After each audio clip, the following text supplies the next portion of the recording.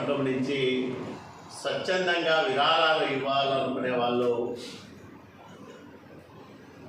చెక్కుల రూపంలో, demand draft రూపంలో ముఖ్యమంత్రి సహాయ నిధి పేరుతో సహాయం చేయాల్సిందిగా నేను విజ్ఞప్తి చేస్తూ ఉన్నా. నా వంతు కర్తవ్యంగా, ధర్మంగా, వ్యక్తిగతంగా నేను 1,00,000 రూపాయలు వరద బాధితుల సహాయార్థం ముఖ్యమంత్రి సహాయ నిధికి ప్రకటిస్తూ ఉన్నాం. అట్లాగే రాయదుర్గం నియోజకవర్గంలో ఉండే వ్యాపారులు కానీ, ప్రజలు కానీ ఎవరైనా సరే స్వచ్ఛందంగా ఇవ్వదలుచుకుంటే మా కార్యాలయంలో ఇవ్వండి. ఆ డీడీలను, చెక్కులను జాగ్రత్తగా ముఖ్యమంత్రి కార్యాలయానికి చేర్చి వరద బాధితులకు మనం కూడా మన వంతు సహాయంగా నిలబడదాం.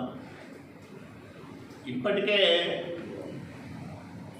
చాలామంది దాతలు స్వచ్ఛందంగా ముందుకొచ్చి వరద బాధితులను ఆదుకోవడానికి సహాయం చేస్తూ ఉన్నారు, ఆర్థికంగా సహాయం చేస్తూ ఉన్నారు, వస్తు రూపేణ సహాయపడుతూ ఉన్నారు. కాబట్టి దయచేసి రాయదుర్గంలో ఇతరులకు సహాయం చేయగల స్తోమత ఉన్న వ్యాపారులకు, వ్యక్తులకు, సంస్థలకు నేను ఒకటే విజ్ఞప్తి చేస్తూ ఉన్నాను. ఇలాంటి కష్ట సమయంలో మనం కూడా ప్రభుత్వానికి తోడుగా ఉన్నాం. చంద్రబాబు నాయుడు గారు పడే కష్టంలో మనం కూడా మన వంతు భాగస్వామ్యాన్ని నిర్వర్తిస్తాం. ఎందుకంటే గడిచిన 7 రోజులుగా నిద్రాహారాలు మాని నిరంతరం వరద సహాయక చర్యలను పర్యవేక్షిస్తూ ఉన్నారు చంద్రబాబు నాయుడు గారు.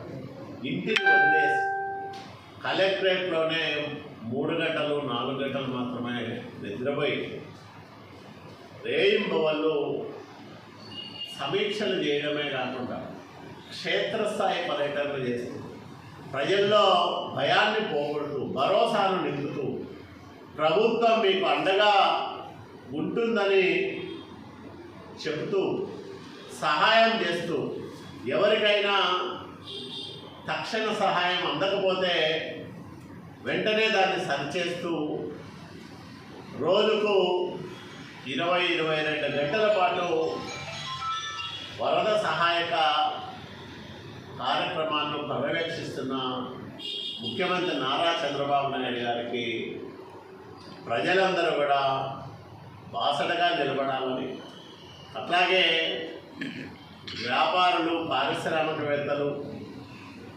అందరూ కూడా స్వచ్ఛందంగా ముఖ్యమంత్రి సహాయ నిధికి విరాళాలు ఇచ్చి